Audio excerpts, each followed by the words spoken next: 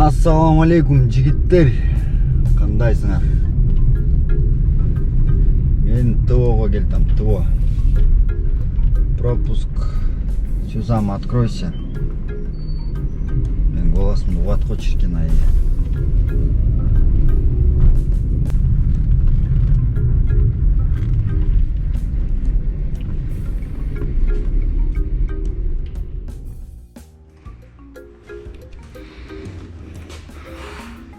Нурик, не жаңылық болады сервисте? Сау, көргенде эле. Запчастар бар мурдакыдай эле. Жаңы партия келди. Чайхананы аштыңар? Аштык. Кстати, унутпай, тамак жеп кет. Бияк уже вывесканы илип койгон турбай. Чайхана 312 деп.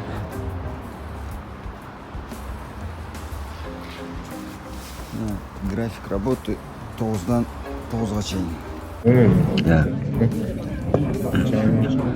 Пысық шорпадан бастыра отырасыз. Сауық лепешка, рассвойкос отырасыз.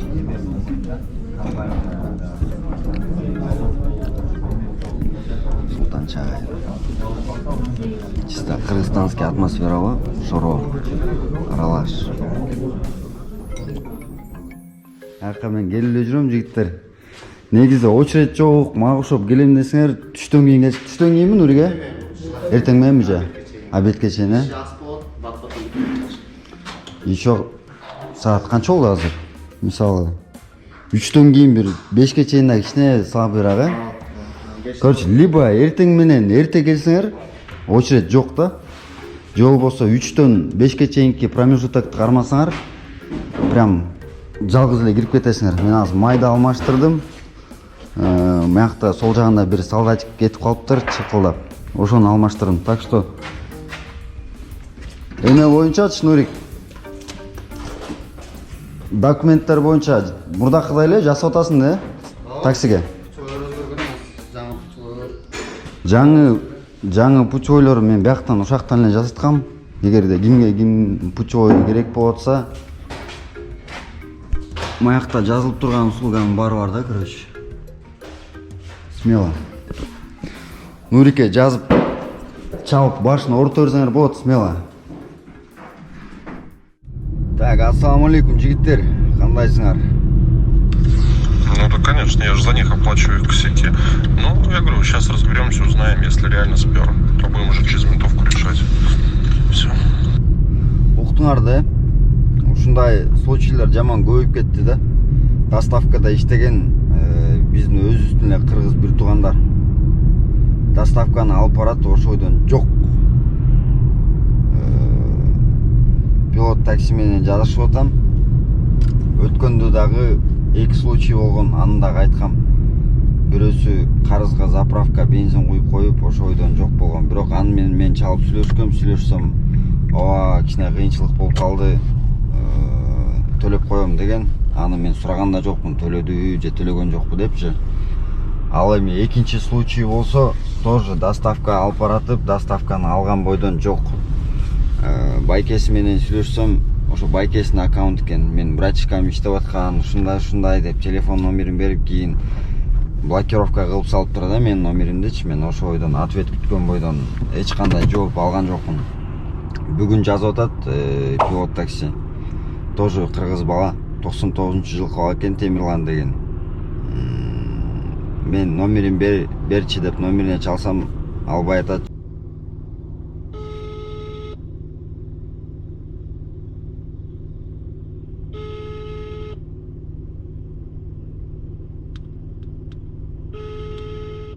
Болбосо занято басып атат. Өзү чалса, дос балама берип койгом аккаунтта, мен эчтеке билген эмесмин деп ошондой нерсени айтыптыр да. Азыр бүгүн эртең до конца разбираться эткенге аракет кылабыз. Эгерде чын эле ошондой болгон болсо, дос баласы иштеп ушундай жок болуп кеткен болгон күндө дагы ответственность болуш керек да. Анткени бул таксопаркка Яндекс минус 5000 штраф салып коет. Аны бул өзү төлөйт да. Плаза айтып атат, Арген, мен уже штрафтарды төлөй берип, уже не могу уже дейт да, мага уже невыгодно так работать дейт. Анан кийин азыр голосовойду угустум го, эгерде выяснять этип көрөм, эгер чын эле уурдап кеткен болсо посылканы, анда ментовкага уже жазам, заявление жазам деп атат. Анан болгон бир доставка аякта эмнени салып жүрген билбейм. Может бир баалуу кымбат бирдекени салып жүрген. Ошондой нерсеге кызыгып, аз бул заявление жазса данныйларыңардын баары бар да.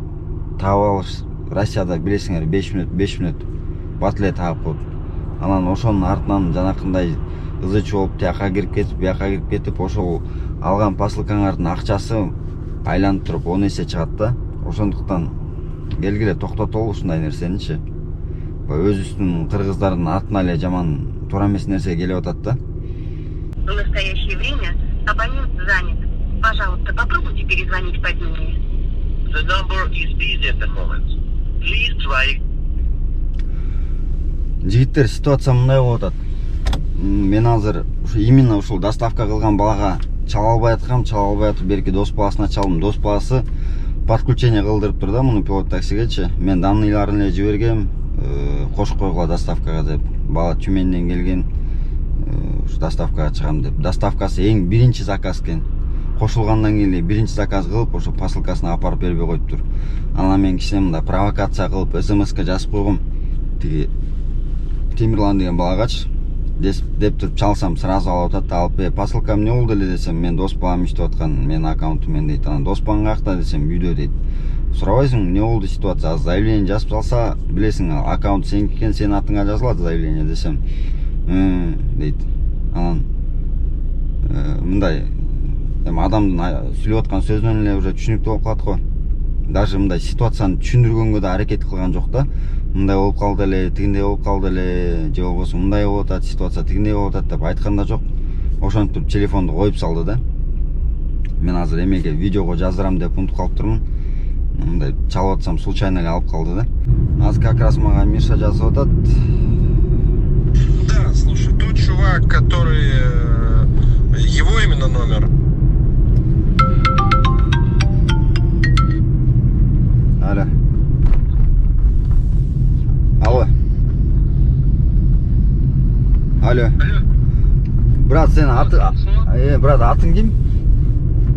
Жумабек менен атым. Жумабек, азыр мен Темирланга чалсам, телефонду алды да.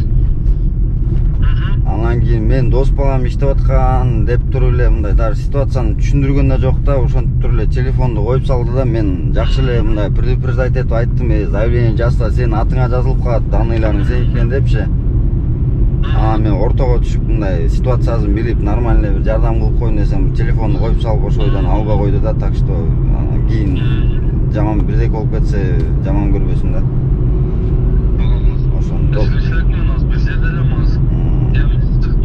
Ошо бошоп калсаң ошо айтып түшүндүрүп койчу. Да. Слушай, тот чувак, который... Его именно номер, он сбрасывает, а сейчас меня в черный список занес. Ну, значит, крыса оказался. Мне просто интересно, что его кореш скажет. Ты как с ним пообщаешься, отпишись мне, ладно?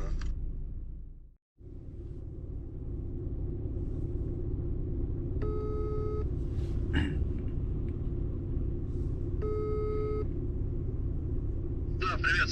Да, здорово, Миш. Как у тебя дела? Не помешал? Да, нормально. Все, стали. Я не помешал.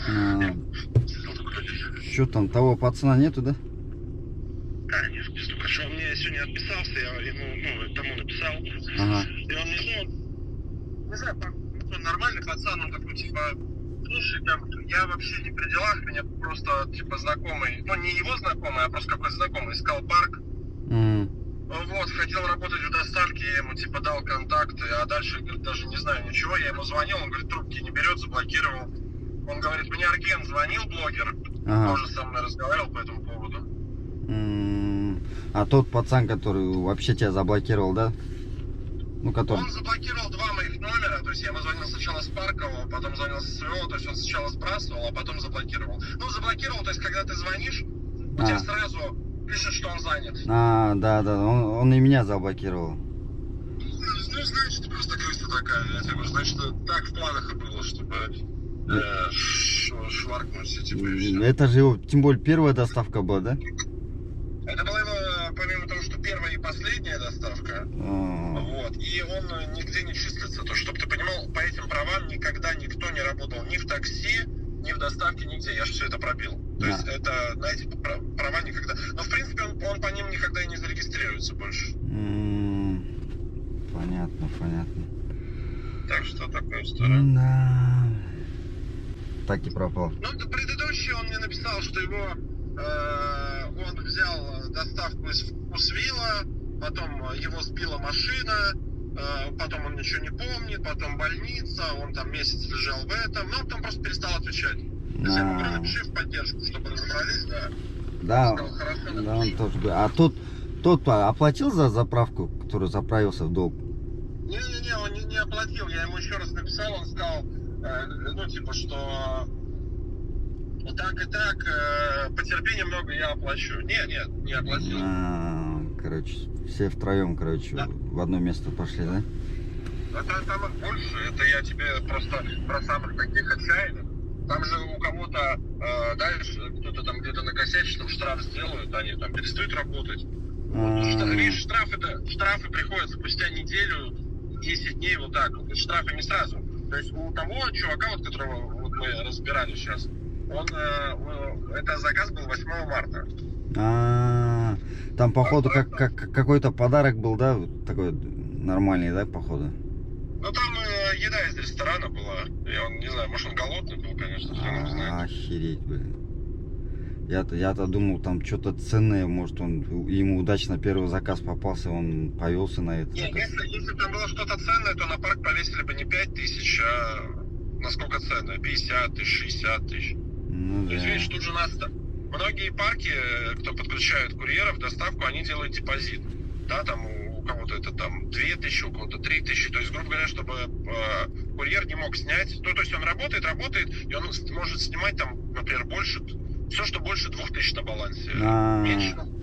А остальное выводить не может. Ты сам понимаешь, да, многие курьеры не соглашаются, потому что им надо херачить там неделю, и только потом не смогут что-то выводить. Они когда пишут, говорят, у вас есть депозит, курьером хотим стать. Я говорю, нету, и сразу там подключаются, друзей зовут. А пешие курьеры это самая, ну, это такая бесполезная история в плане заработка. То есть с них мы вообще ничего не зарабатываем практически. То есть они так чисто дополнительно, чтобы, ну, типа, работа была у всех пацанов.